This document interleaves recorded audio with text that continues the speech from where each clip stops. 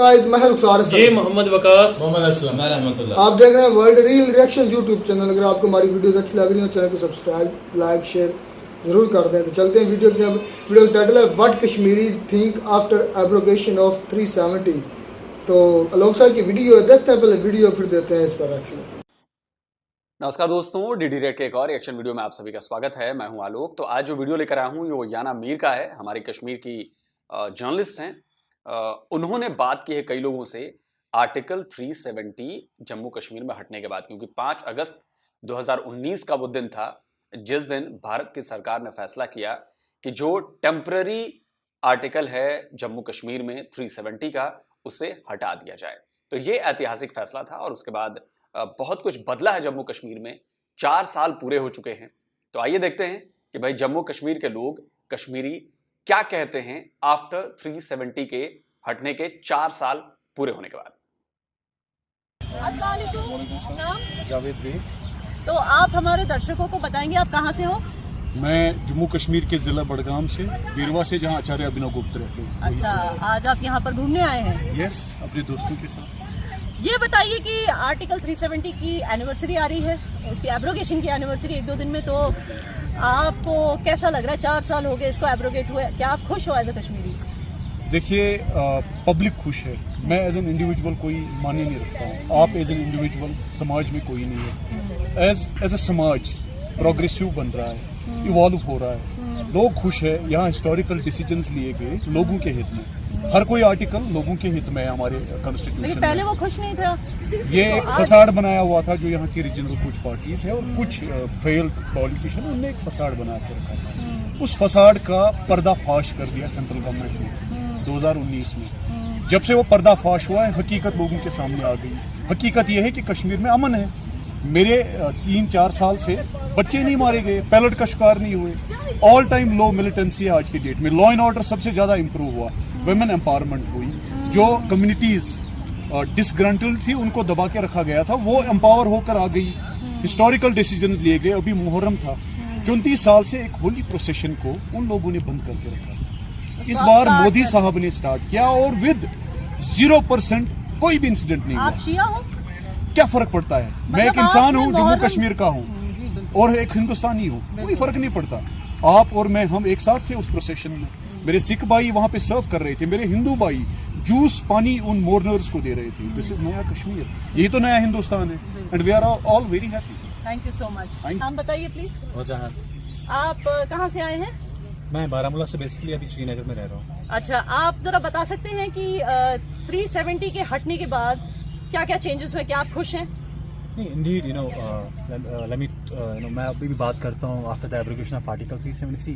Being a Kashmiri Muslim and being a Kashmiri, we have seen from last 3 decades, हमने क्या देखा कि that conflict, killings and all that, from last 3-4 years we have seen that जितने भी जो यहाँ पे जो स्टोन पेल्टिंग होती थी, जो हमारे लड़के मर जाते थे, पैलेट्स आते थे, बाकी चीज़ें आते थे, वो समहाउ कम हुए। And for that obviously we are happy, and not only me but जितने भी जो कश्मीरी है, यहाँ के जो पेरेंट्स है, वो अपने बच्चों को लेके बहुत खुश है कि their children are safe now. So definitely we are happy. Absolutely. चलो, thank you so much. Thank you so much. तो जब आप सुप्रीम कोर्ट से बात करते हैं तो आपका फैक्चुअली, लॉजिकली और कॉन्स्टिट्यूशनली करेक्ट होना भी ज़रूरी है। आप सुप्रीम कोर्ट को ये नहीं बता सकते कि हमने जो रिवोक किया आर्टिकल को, वो इसलिए किया क्योंकि बहाली आई, पीपल आर विटनेसिंग दैट, वो बता रहे हैं। लेकिन आपको एक कॉन्स्टिट्यूशनल स्टेटमेंट देना है सुप्रीम कोर्ट को। अब जैसा कि हमें पता है कि अभी प्रोसीडिंग्स चल रही है, आर्टिकल की सुनवाई हो रही है, क्या रिजल्ट आएगा वो बेहतरी में होगा कश्मीर की, वो कश्मीर के लोग देखेंगे।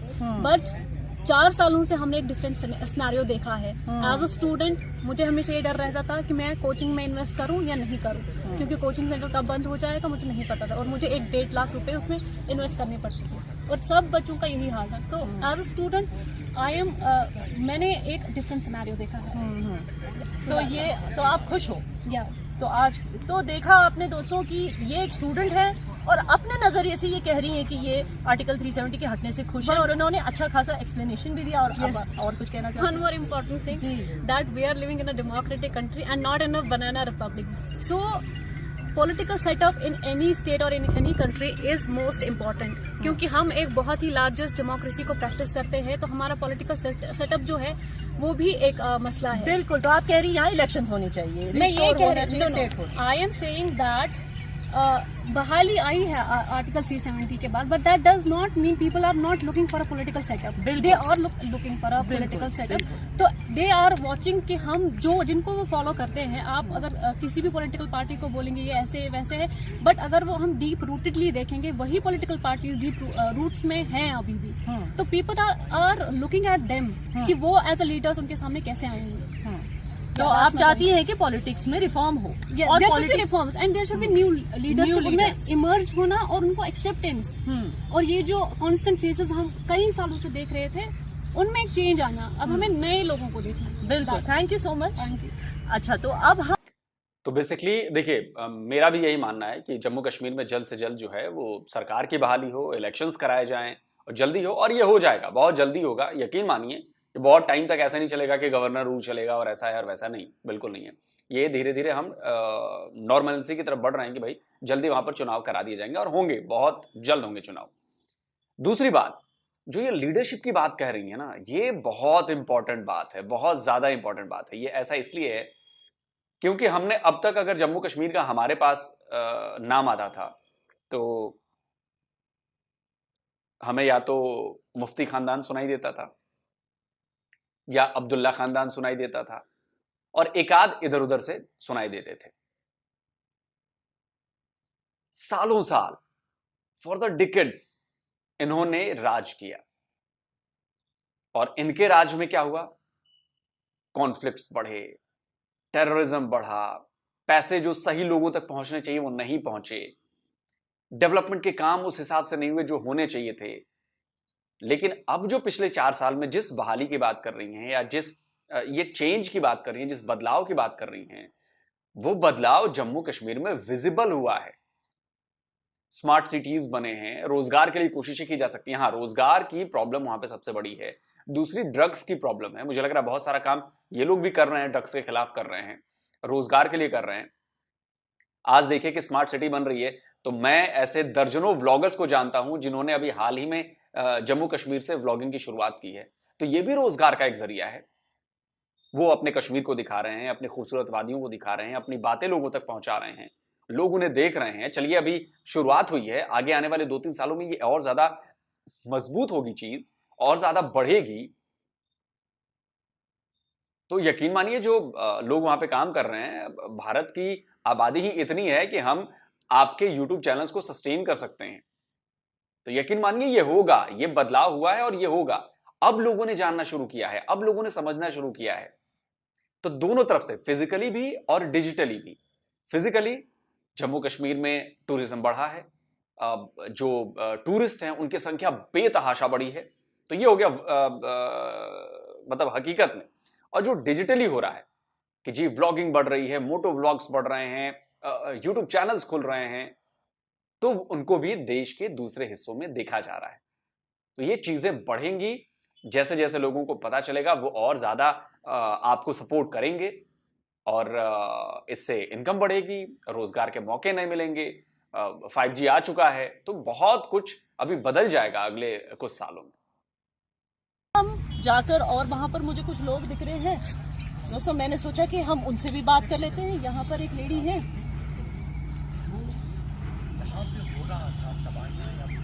जी, आई एम डॉक्टर मेहर अख्तर। अच्छा डॉक्टर मेहर, आप बताइए आप कहाँ से? मैं श्रीनगर से हूँ, राजबाग एरिया से।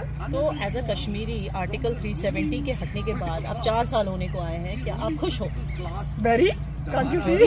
Very, we are enjoying the status of being free. आप प्लीज हिंदी में बताइए हमारे दर्शकों को। हाँ जी, हम लोग एज वुमेन सबसे पहले हम लोग बहुत खुश हैं। एज स्टूडेंट्स हम लोग बहुत खुश हैं, क्योंकि हमारे स्कूल्स बार बार अननेसेसरली बंद नहीं हो रहे हैं। As teachers we are, as government employees we are happy कि बार बार काम नहीं रुक रहे हैं। एक फाइल को चलने में 10 दिन 20 दिन नहीं लग रहे हैं, बिकॉज उन 10 दिन में से 5 दिन जो थी वो हड़ताल थी। सो नो हड़ताल, नो कर्फ्यूज। कश्मीर को इस ब्रेक की जरूरत बहुत टाइम से थी। यहाँ कुछ नहीं हुआ आर्टिकल 370 को हटने से। किसी ने कोई मारा है क्या किसी को बंद किया है क्या? लेकिन लोगों को इस ब्रेक की बहुत बुरी तरह से जरूरत थी। जैसे ही ब्रेक मिली, ग्राउंड पे सब कुछ ही चेंज हो गया, कोई पत्थर ही नहीं उठा था। वो जो मैं अभी भी किसी से बात कर रही थी कि गाड़ियों के इतने नुकसान होते थे ना कि ये कार एक्सेसरीज वालों ने अपना ना घर बना दिया था शीशे रिप्लेस कर करके। But now it's better, you don't go out with a car and you don't come back with a broken window pen.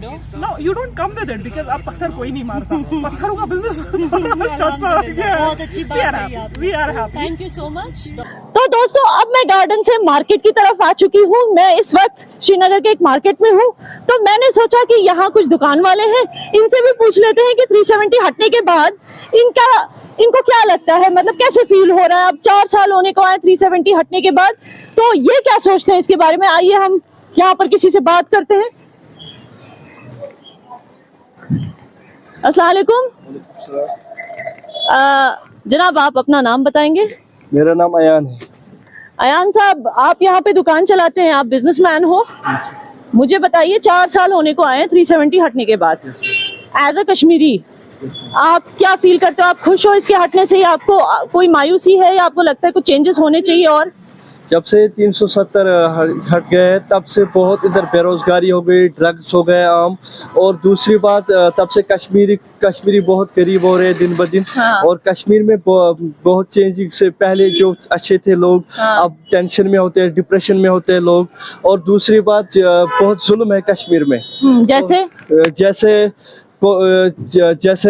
Tax चढ़ाते हैं मकानों पे। दूसरी बात क्या बोलते हैं इसको, दारू के अड्डे आ रहे हैं। दारू के अड्डे आते रहते हैं, और बहुत खराबी हो रही है। लड़के में जिना बहुत आम हो रहा है इधर कश्मीर में। बट आपको लगता है 370 का इससे कोई लेना देना, या आपको ऐसे बताया जा रहा है? कुछ ऐसे लीडर हैं, देखिए मैं सिर्फ 370 की बात करूं, ये जो आपने इश्यूज बोले वो तो है कश्मीर में, उसको कंट्रोल करने के लिए लॉ एंड ऑर्डर को मजबूत करने की जरूरत है, जुडिशरी को मजबूत करने की जरूरत है। मगर मैं 370 की बात कर रही हूँ, क्या आपको लगता है उससे आपको कोई फायदा था और अभी आपको कोई नुकसान हो रहा है एज अ सिटीजन?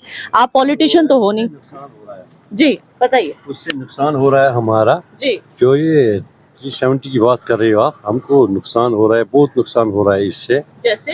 हाँ, इधर अब बाहर के लोग आए हैं, इधर कब्जा जमा रहा है। वो मोदी सरकार को इस बात पर ध्यान देना चाहिए। मतलब आपको मोदी सरकार से उम्मीद है कि यहाँ पे डेमोग्राफी चेंज नहीं होनी चाहिए, जो यहाँ के लोग। अमित शाह से उम्मीद है इंशाअल्लाह रहमान अच्छा ही होना चाहिए इस कश्मीर के लिए। क्योंकि ये चीज तो महाराष्ट्र में भी देखी जाती है, वहाँ के लोग भी नहीं चाहते कि बाहर से लोग आके उनके जॉब्स ले लें, तो यही चीज कश्मीरी भी चाहते हैं कि इतनी बेरोजगारी है, इतनी बेरोजगारी है।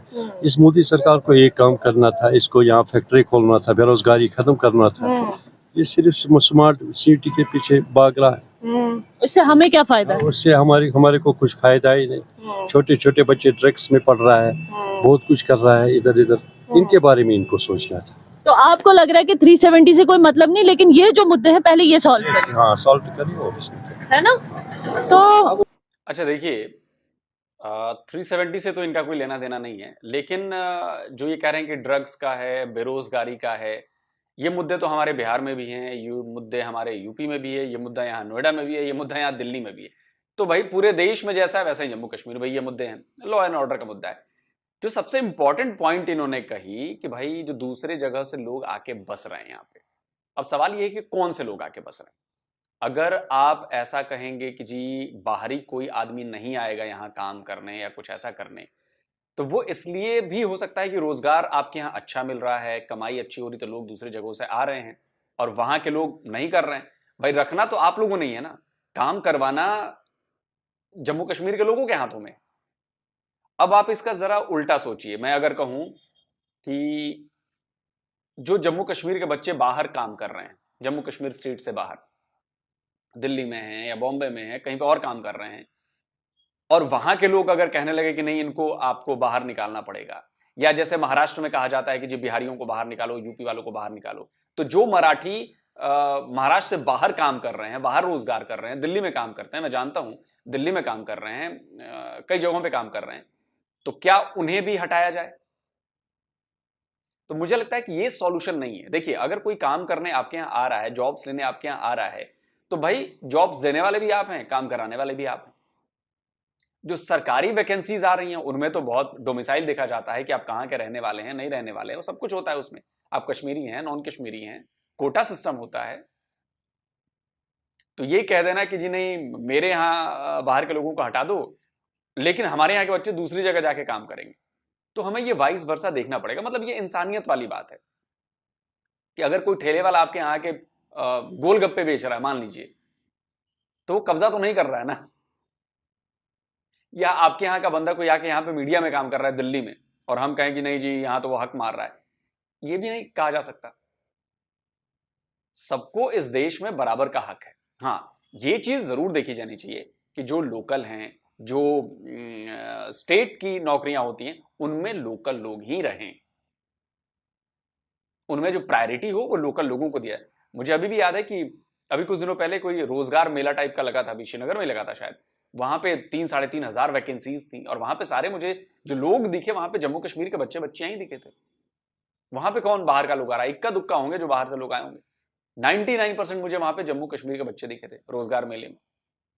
तो ये भी चीज है, तो हमें दोनों साइड देखनी पड़ेगी। और ये भाई बात बिल्कुल सही है कि भाई जो लोकल्स हैं प्रायोरिटी उनको दी जानी चाहिए, ये बिल्कुल इसमें मैं सहमत हूं। और हमको कोई शिकवा गिला नहीं। और कोई इशू नहीं है आपको, वरना मतलब 370 के हटने से और कोई इशू नहीं, बस ये जो मुद्दे हैं इनको सॉल्व। हाँ जी। तो देखा दोस्तों आपने, इन लोगों के जो मुद्दे हैं ये जायज मुद्दे हैं।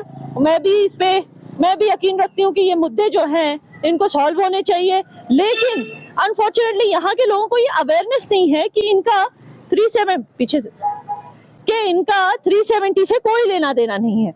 इन्होंने जिन मुद्दों की बात की, ये बात सच है। यहाँ पे जॉब्स की कमी है, बेरोजगारी है, ये बात भी सच है। यहाँ पे ड्रग्स में बेरोजगारी की वजह से सिर्फ ड्रग्स ही नहीं, सुसाइड्स के रेट्स भी बढ़ रहे हैं। ड्रग अब्यूजर्स के ही नहीं, सुसाइड्स के रेट्स भी बढ़ रहे हैं, ये बात भी सच है।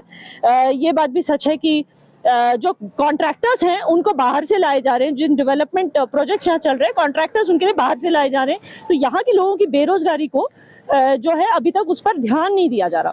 तो ये एक चीज है, लेकिन यहाँ के लोगों का कहना है कि अच्छा, कॉन्ट्रैक्टर से याद आया मुझे, इसका एक छोटा सा एग्जाम्पल देना चाहता हूं मैं।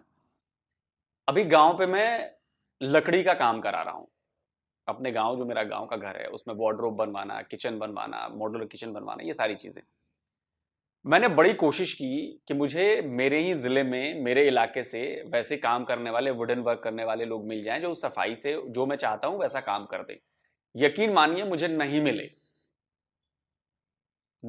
मिले, तो मुझे जो बगल की डिस्ट्रिक्ट है हमारे, जो बगल का शहर है, वहां पर मुझे पता चला कि कुछ लोग आए हैं वुडन वर्क करने वाले जो बाहर दिल्ली बॉम्बे काम करते हैं, वो आए हैं। तो फिर मैंने उनसे कांटेक्ट किया, उनसे बात की, फिर उनको वो तो 1-1.5 महीने लगे मुझे, 1-1.5 महीने मेरे यहाँ आके रहे हैं घर में, और फिर उन्होंने काम को कंप्लीट किया है। अब बताइए कि इसमें किसकी गलती है? कॉन्ट्रैक्टर अगर मैं लोकल ढूंढ रहा था, मुझे नहीं मिला उस लेवल का काम करने वाला, मैं क्या करूं फिर? तो ये भी एक पहलू है। मैं ये नहीं कह रहा कि जम्मू कश्मीर में कॉन्ट्रैक्टर नहीं होंगे डेवलपमेंट के काम करने वाले, या उनमें वो काबिलियत नहीं होगी, मैं ये नहीं कह रहा। मैं ये प्रॉब्लम बता रहा हूं कि देखिए मुझे भी ऐसा प्रॉब्लम फेस करनी पड़ी। अब मैं इसको लेके कहूं कि देखो जी नहीं, ये तो कॉन्ट्रैक्ट, कोई दूसरा उठ जाए बोले कि आपने तो वुडन का काम करा और कॉन्ट्रैक्ट आपने बाहर दे दिया, तो ये भी चीज है। तो ऐसा भी होता है, ऐसा भी होता है। बाकी इन इकोनॉमिक और सोशल चीजों के अलावा, बिकॉज आप समझ सकते हैं दोस्तों, ये एक मुस्लिम डोमिनेटेड रीजन है। इसको चाहे आप यूटी बना लो या कुछ भी बना लो, है तो मुस्लिम डोमिनेटेड रीजन। और यहाँ पर लोग जो हैं ये अप्रिशिएट नहीं करते कि यहाँ पे दारू के ठेके आ जाएं, मतलब अल्कोहल की शॉप्स आ जाएं। ये इनके कल्चर के मुखालफत में है और जाहिर सी बात है इनको ये चीज पसंद नहीं आएगी। अब ये चीज तो भाई मैं भी इसके खिलाफ हूं यार। भले ही आप कुछ भी कहिए, लोग मुझे कहेंगे कि आप दारू के खिलाफ है। देखिए मैं कभी शराब न पी है, न मैं पीता हूं, न बियर पीता हूं, न लिकर पीता हूं, न वाइन पीता हूं, मैं कुछ भी नहीं पीता। मुझे लगता है, ये मेरी पर्सनल फीलिंग है। देखिए सबके अलग अलग हैं। जैसे बिहार में शराबबंदी हो गई, लेकिन इसका मतलब ये नहीं है कि वहां पर शराब मिल नहीं रही है। मिल रही है, ब्लैक में मिल रही है, जो पीने वाले हैं वो पी रहे हैं, लेकिन कम से कम सरकारी तौर पर शराबबंदी है। आप शराब की दुकानें आपको वहां पर नहीं मिलेंगी। आप मेरी बात समझ रहे हैं? चोरी छुपे लोग ये काम करते हैं। तो मुझे भी लगता है कि यार ये शराब बंदी तो होनी चाहिए। मुझे पता है कि कमेंट में मेरे पास बहुत सारे आएंगे, लेकिन ऐसे लोगों की संख्या बड़ी कम है जो शराब पीकर हंगामा नहीं करते हैं या चुपचाप घर चले जाते हैं। मैं जानता हूं, मैंने देखा है कि शराब पीने के बाद डोमेस्टिक वायलेंस का शिकार होती हैं महिलाएं। शराब में पैसे उड़ा दिए जाते हैं, घर पर पैसे नहीं दिए जाते। मैं सबकी बात नहीं कर रहा हूं, लेकिन मैंने बहुत सारी जगह देखी हैं जहां पर ये प्रॉब्लम्स हैं शराब की वजह से, क्योंकि शराब इजीली एक्सेसिबल है। लड़ाई झगड़े बढ़ रहे हैं घर में शराब की वजह से। तो मुझे लगता है कि मैं भी थोड़ा इस मामले में रहता हूं। हिंदू मुसलमान की बात नहीं है, चले मुसलमानों में तो वो है, लेकिन मैं कहता हूं कि यार शराब से कोई भी वो काम जो मुझे लगता है जो आपका होश आपके कंट्रोल में ना रहने दे, जो आपके दिमाग के सोचने समझने की शक्ति को खत्म कर दे, वैसा काम नहीं करना चाहिए। अब देखिए, हर चीज के दो पहलू हैं। अब मैं कहूं कि जी लिमिट में जो दारू पिए, जिसको चढ़े नहीं, ठीक है भाई, कोई दिक्कत नहीं, लेकिन ऐसे लोग बहुत कम हैं। ज्यादातर हैं जो दारू पीने के बाद फैल जाते हैं। करना ये है कि इन लोगों को ये अवेयर करने की जरूरत है कि इन सब चीजों का, इन सोशल मुद्दों का और इकोनॉमिक मुद्दों का जो है 370 से कोई लेना देना नहीं है। ये अवेयरनेस गवर्नमेंट को करना बहुत जरूरी है। तो आइए हम इस तरफ जाकर कुछ और लोगों से बात करते हैं। जी अस्सलाम वालेकुम। वालेकुम अस्सलाम। आपका नाम? नफीस अहमद। तो आप ये बताइए, 370 के हटने के बाद 4 साल होने को आए हैं, आपको कैसा लग रहा है? हमें तो जैसा पहले था वैसे ही लग रहा है, कोई चेंजेस नहीं है। कुछ फर्क ही नहीं पड़ा आपको? नहीं बिल्कुल नहीं। मगर इसके कुछ फायदे दिख रहे हैं आपको? हाँ बिल्कुल, टूरिस्ट आ रहे हैं बहुत। हाँ। 2 साल से तो बहुत ज़्यादा आ रहे हैं, हमें काम बढ़ रहा है उनकी वजह से। टूरिस्ट की वजह से काम बढ़ रहा है। चलिए, थैंक यू सो मच। तो आइए, मैं अब कुछ और लोगों को ढूंढती जा रही हूँ मार्केट में। एक्सक्यूज मी, अस्सलाम वालेकुम। वालेकुम सलाम। अपना नाम बताइए। जी मेरा नाम मुसैब है। जी, आप यहाँ पर बिजनेस करते हो कश्मीर में? मुझे बताइए, आर्टिकल 370 को हटे हुए 4 साल होने को आए हैं, आपको कैसा महसूस हो रहा है? देखिए, आर्टिकल की जहाँ तक बात करें, आर्टिकल के बाद बहुत सारी पॉजिटिव चेंजेस यहाँ पे आई। जैसे कि आप रिसेंटली मैं बात करूँगा, जो हमारे शिया भाई है, मुहर्रम आपको पता ही है, 30 साल ऑलमोस्ट मोर देन 30 ईयर्स से उनको अलो नहीं किया जा रहा था। जो यहाँ की गवर्नमेंट थी, चाहे वो एनसी हो या पीडीपी हो, लेकिन अभी आप देख रहे हैं जो गवर्नर साहब है, उनने उनको अलो किया है। ये एक बहुत बड़ी उनके लिए एक चेंज है। और जैसे कि आपको पता है कि और भी बहुत चेंजेस आई, जैसे कि आप देखेंगे G20 जो इस साल G20 हुआ वो कश्मीर में हुआ। यहाँ लेकिन कुछ लोग यहाँ पर बोल रहे हैं G20 से हमें क्या फायदा, स्मार्ट सिटी से हमें क्या फायदा? देखिए, स्मार्ट सिटी से हमें क्या फायदा? अगर G20 में कोई डेलीगेशन आई थी, वो तो एक दिन या 2 दिन के लिए आई थी। आप अभी मेरे साथ पोलो व्यू मार्केट चलिए, राजबाग चलिए, वहाँ पे कौन बैठे हैं? वो तो कश्मीरी बैठे हैं। हाँ। अभी अगर वहाँ पे कोई वो साइकिल चला रहे हैं, वो कश्मीरी है, वो थोड़ी कोई G20 के डेलीगेशन वो साइकिल चला रहे हैं। हर चेंजेस बहुत सारी आई है। अगर हम बात करें यहाँ पे जो हालात होती थी, आप अपने पीछे स्टूडेंट्स देखिए, स्कूल के हालात है। यहाँ पे पूरे साल जो है वो स्कूल बंद रहते थे। हाँ। आप विजुअल्स में दिखाइए, पूरे साल यहाँ पे स्कूल बंद रहते थे, हड़ताल होते थे, कर्फ्यू होते थे। यहाँ पे कैलेंडर निकाला जाता था कि हफ्ते में किस दिन क्या होगा। ये बच्चे हैं, ये इनका फ्यूचर है, जब ये पढ़ेंगे नहीं तो कल को क्या है अपनी लाइफ में करेंगे। आज पूरे साल जो है स्कूल बंद रहते हैं, इससे बड़ी और क्या चाहिए? तो आप खुश हो आर्टिकल 370? मैं बहुत खुश। हाँ, मैं ये बोलूंगा कि कुछ ऐसी चीजें हैं जिस पर सरकार को थोड़ा गौर करना चाहिए। जैसे कि अनएम्प्लॉयमेंट पे कुछ ऐसे डेलीवेजर्स है या कोई ऐसे मसले मसाइल है। लेकिन मैं लोगों से ये कहना चाहूंगा कि आप ये मत देखिए कि क्या क्या प्रॉब्लम है, आप ये देखिए कि क्या क्या काम हो रहा है। हर एक चीज को थोड़ा टाइम लगता है। 70 साल यहाँ पे बर्बादी हुई, अभी तो 4 साल हुए। अगर 4 साल में इतना हुआ तो 5 साल, 4 साल, 3 साल और दे दो और देखो कि क्या हो सकता है। इंशाल्लाह। Thank you so much Musayyib साहब। तो आपने देखा दोस्तों, हमने अलग अलग लोगों की राय ली। कुछ कह रहे हैं कि 370 से खुश नहीं है, लेकिन बहुत सारे कह रहे हैं कि 370 से खुश हैं। तो एक मिक्स रिएक्शन है एक तरीके का, लेकिन पॉजिटिव रिएक्शंस जो हैं वो ज्यादा हैं। So thank you so much मेरे साथ जुड़ने के लिए। जय कश्मीर, जय हिंद। चलिए, वीडियो देखा आपने और अच्छी बात है, बिल्कुल बात होनी चाहिए। देखिए, जो प्रॉब्लम है उस पर बात होनी चाहिए, बिल्कुल होनी चाहिए। बेरोजगारी प्रॉब्लम है, बिल्कुल बात होनी चाहिए। ड्रग्स की प्रॉब्लम है, बिल्कुल बात होनी चाहिए। युवाओं में अगर उनको प्रॉब्लम है स्कूल जाने में, कॉलेजेस में, सड़कों की प्रॉब्लम है, बिल्कुल होनी चाहिए। अगर बात नहीं होगी, डिमांड नहीं होगी, तो पूरी कैसे होगी? तो हमें बात करनी पड़ेगी और इसके लिए बिल्कुल आवाज उठाना पड़ेगा। मुझे पता है कि जम्मू कश्मीर में कई ऐसे लोग हैं जो ड्रग्स के खिलाफ काम कर रहे हैं, जो युवाओं को बचा रहे हैं। जो शुरू में आते वजात भाई हमारे, वो भी इस पे काम करते हैं। अनिका खुद काम करती हैं, याना खुद काम करती हैं, लोगों को अवेयर करती हैं और बहुत अच्छा ये लोग काम कर रहे हैं, रोजगार के लिए मदद करते हैं। तो देखिए बात सही है कि 3-4 साल में बहुत ज्यादा बदलाव नहीं आ जाएंगे, सारी चीजें ठीक नहीं हो जाएंगी, थोड़ा वक्त दीजिए और विश्वास रखिए, भरोसा रखिए, पूरा देश आपके साथ है और हम सब मिलकर जम्मू कश्मीर को बेहतर बनाएंगे, हम सब मिलकर जम्मू कश्मीर के बच्चों का भविष्य बनाएंगे, इस बात का भरोसा रखिए। आप क्या कहते हैं कमेंट में जरूर बताइए। जल्दी मिलता हूं एक और नए वीडियो के साथ। नमस्कार, जय हिंद।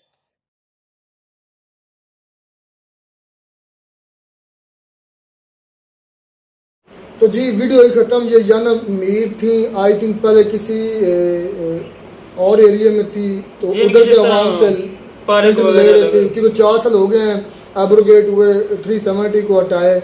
उस पर वो पहले आवाम से फिर वो फील्ड में गई, जिस एरिया से कश्मीर में पहुंची, आई थिंक उधर की आवाम से गुफ्त शनीद की, उधर की आवाम की राय ली। उधर से एक दुकान में गई थी, एक दुकान 7 वाली तो बंद पड़ी थी, वल्लाह अलम क्या वजह थी। लेकिन उस दुकान के 2 मेंबरान से पूछा, एक जो शॉपकीपर था उधर का जो मालिक था उससे बात की, और एक जो सौदा सलफ लेने आया था उससे बात की। और बातें वो जो असद भाई वाली बातें ना, वो मुझे अब याद आ गई। सॉरी टू से, असद भाई भी यही बात कहता था कि यार मुझे ये नहीं है कि मतलब कश्मीर से 370 हटा दिया गया, मुझे मसला यह है कि इधर की ज़मीन जो वो हिंदुओं को या इंडिया के बाकी एरिया से आए हुए लोगों को ना दे दी जाए। और उधर के उस भाई ने जो मालिक था शॉप का, उसने भी यही बात की है कि बाहर से लोग आ रहे हैं और इधर रहाइश पजीर हो रहे हैं और हमारी आबादी जो हम पहले इधर से मुसलमान हैं वो कम हो रही है। ये वाकई यह तशवीशनाक बात है। यानी कि असद सही कह रहा था कि जो असद ये बातें करता था कि यार मसला नहीं है कि 370, मसला ये है कि उधर जो असल आबादी ना वो कम कर दी जाएगी और उधर हिंदुओं को ज्यादा मैं जब बात करता था वगैरह भी हो या वोट बढ़ाने वाला भी हो, तो अक्सरियत जो है ना वो वहाँ की हुकूमत के लिए वोट दे, जिसकी वजह से ये दुनिया को दिखाया जाए कि वाकई जो कश्मीर है उसमें अमल लाया गया है। अक्सरियत अब नहीं वहाँ पे भाई इतना इलेक्शन आसान है। मैं तो एक मिनट, इलेक्शन अगर इतना आसान होता ना अभी तक हो चुका होता भाई। बहुत मेरी बात सुनो, 4 साल हो गए, मेरी बात सुनो, वो कोशिश कर रहे हैं और लोगों को उधर बसाने की। ये तो हर इंसान को पता चल रहा है। शुक्र इस बात का भी शुक्र अल्हम्दुलिल्लाह हम लोग करते हैं भी, ये आलोक सर भी सुना है। और उनकी अपने इंडिया की ये लड़की थी, क्या नाम था इसका, याना मीर, उसने इंटरव्यू किया। आप हमारी बातों पे तो आग बबूला लोग हो जाते हैं। ये आप किस तरह की जेलों वाली बात करते हैं। आप अपनी आंखों से सुनो और कानों से भी सुनो, आंखों से देखो। सॉरी बात आ गई यार, देखो ना वो बोल रहे उधर जो है ना जना आम हो रहा है, ठीक है ना, मेरी बात सुनो। उसके बाद ड्रग वगैरह यानी कि नशे, यानी कि इस तरह की चीजें, ये मैं ना किसी कौम को अगर तबाह करना हो ना, वो इस तरीके से उनको लगा दिया जाता है, बस ये लगे रहे, ठीक है ना। ये बड़ी प्लानिंग होती है रुखसार भाई, किसी को तबाह बर्बाद करना हो ना, मेरी बात सुना, मैं सुन रहा हूँ।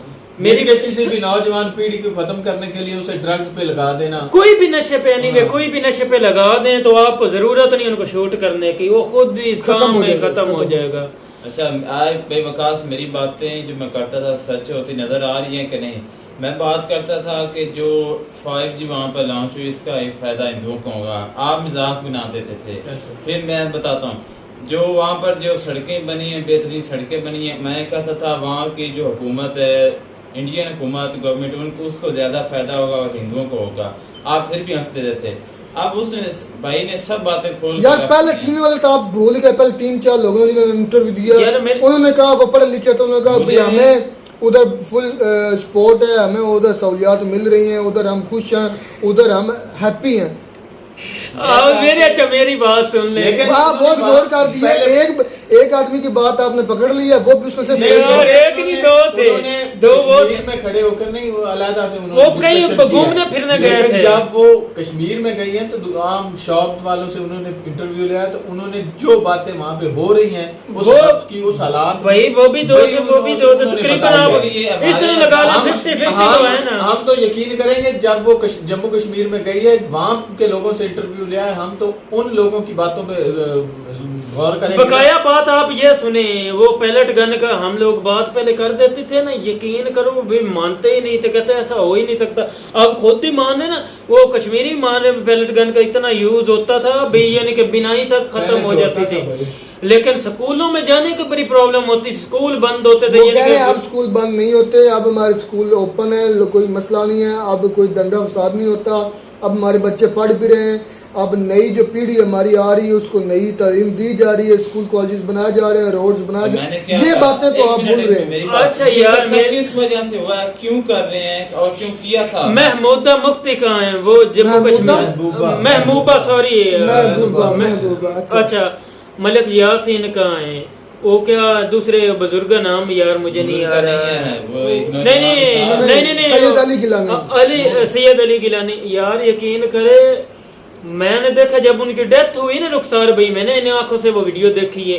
उनके घर के अंदर ले गए, उनको अपनी मर्जी से दफन करने नहीं दिया जा रहा था, भी अपनी मर्जी से कहते हम लोग कहीं ना कहीं आपको इनको दफन कर देते। इतने ये जुल्म करते, शुक्र है कोई ना कोई खुल के बात सामने तो आई है। अब इनकी बातें हमारे, मेरी बात सुनो, इधर बात ये है, वो बात ये कर रहा है कि इंडिया से लोग आ रहे हैं। इंडिया, मेरी बात सुनो, जिस तरह लोग सर ने भी कहा, मैं अगर इधर से जाता हूँ, इटली जाता हूँ, यूरोप जाता हूँ, क्यों जाता हूँ? अच्छा मेरी बात सुनो, इटली जाते हैं मुतनाज़ा इलाका नहीं है, मेरी बात मैं सुना, क्यों जाता हूँ?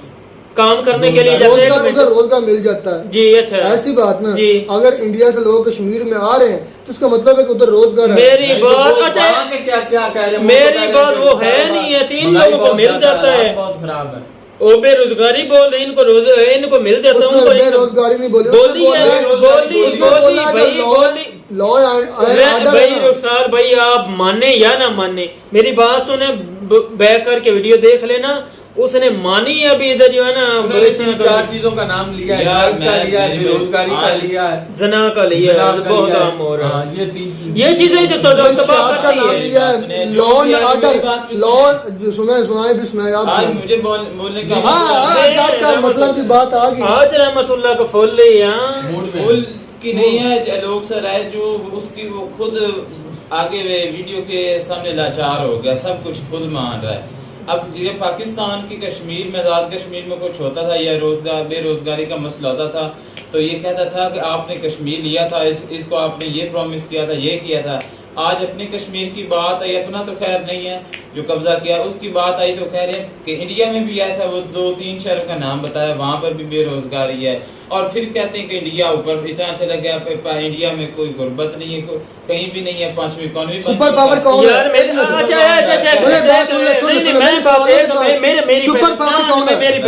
मेरी पहले बात सुनो, हमारे कश्मीर की बात करते थे ना, आजाद कश्मीर की बात करते थे ना, मेरी बात सुनो, मैं आपको वीडियो दे देता हूँ, आप उन लोगों को भेज देना, यकीन ना हो, मैं पूरे सबूत प्रूफ के। हमारा कोई एंकर चला जाता था ना, आपको पता, गाइड इनका भी गाइड करने वाला था, आपने शायद नोट किया है, नहीं किया, हमारी आंखें लगी हुई थी, वो पहले दुकानदारों को गाइड कर रहा था, आप ये सवाल करेंगे, इसका इस तरह जवाब दे दें। मेरी बात सुने, मैंने देखा इंटरव्यू एक लड़के का, ठीक है ना, वो बिल्कुल LOC पे खड़ा होके ना, तकरीबन वो जहाँ से नदी गुजर रही, मेरी बात किया करें, नदी गुजरी, उनके ना यानी कि परे से दूर से लड़कियां जा रही थी, उनको बोला, उन लोगों ने बोला हाय बहना करके बुलाया, उन लोगों ने जवाब नहीं दिया। फिर वो बोल रहा था, अगर ये मुझे अगर आगे से जवाब दे देते, शाम को इनके आर्मी घर पहुंच जाएंगे। ये देख ले, इतना खौफ ज़्यादा उन लोगों को किया हुआ है। वो कहता है सब बकवास करते हैं, आजाद कश्मीर के अंदर ऐसा कुछ बात होगी, वो हेलो करती तो उधर फौज आ जाती। मुझे ये बता, तुम एक इस्लामी माशरे से तल्लुक़ रखते हो, हमारे अंदर ये लड़कियों को सरेआम बुलाना इस तरह मायूब समझा जाता, गलत समझा जाता। क्यों बुलाने जाता? मैं किसी को, आप कैमरा लाए, मैं रास्ते को बहना करके बुलाता हूँ, मेरी बात। अच्छा, ये कौन सा एहतराम के साथ बुला? यार मेरी बात सुन, पहली बात तो ये वो कैमरे पर नहीं आती, मैं मतलब 6 मंथ करता रहा हूँ ये फील्ड में जो काम, किसी एक लड़की ने को भी मैं कायल नहीं कर सका इंटरव्यू देने। यार कायल का मतलब नहीं, उसने बुलाया था। सुन तो ले जी, क्योंकि ये भी वजह हो सकती है, इसने बनाया था, उसके घर वालों की कोई वजह हो सकती है, घर वालों को ना, क्योंकि वो मुस्लिम बना था। मेरी बात सुनो यार, मेरी अच्छा बात मुख्य ये है, अमेरिका सुपर पावर है, आप बात कर रहे हैं उधर बेरोजगारी की, सुपर पावर अमेरिका है, दूसरे नंबर पर चाइना है, मुझे ये बता कि उधर बेरोजगारी नहीं है? हर मुल्क में होती है। फिर आप ये जो नहीं, अच्छा मेरी बात सुनो, ये इंडिया वाला है, मेरी बात, अच्छा मेरी नहीं, मेरी बात, मेरी यार तुम बात लोग सर भी मान रहे भी इंडिया के अंदर गुर्बत है। नहीं, एक मर्तबा नहीं बोला गुर्बत है, उन्होंने कहा हमारे हरियाणा में भी ये इशू आ रहा है जॉब का, गुर्बत की। यार बातों को गौर मैनिपुलेट ना किया करो, गलत रंग ना लिया करो। अनएम्प्लॉयमेंट अनएम्प्लॉयमेंट में कई एक अनएम्प्लॉयमेंट है। क्या सच है? क्या सुपर पावर अमेरिका में अनएम्प्लॉयमेंट नहीं है? नहीं है, मेरी बात सुनो, नहीं है। आप बोले क्या है, क्या सबूत है? क्या सबूत है? मेरी बात सुनो, पूरी ऑल दुनिया से उधर काम लोग करने जाते, ये तो उनका काम है, इतने को संभाल के बैठा हुआ है। आपको कंट्री संभाल सकता है, इंडिया संभाल सकता है इतने को? चाइना में अनएम्प्लॉयमेंट नहीं है। मेरी बात सुनो, मैं तेरी सुन रहा हूँ, ये क्या डायलॉग है? मेरी बात सुने, तेरी सुन रहा हूँ, मुझे जवाब दो। फिर वही बात, मेरी बात सुने। मैं मेरे बोलने का ये मकसद है कि अमेरिका इतना बड़ा मुल्क है, इतनी कंट्री को संभाल रहा है, कहाँ से लोग 100% एम्प्लॉयमेंट है यार, जो जाते हैं कमा के अच्छा खासा भेजा, क्या हो गया? बंदे हर जगह मसाइल हैं। लोग सर ने ये बात की है कि हमारे इंडिया में भी जो एम्प्लॉयमेंट लोग सर मेरिट की बात किया करें, खुशी उन्होंने मेरिट की है, उन्होंने खुद माना है।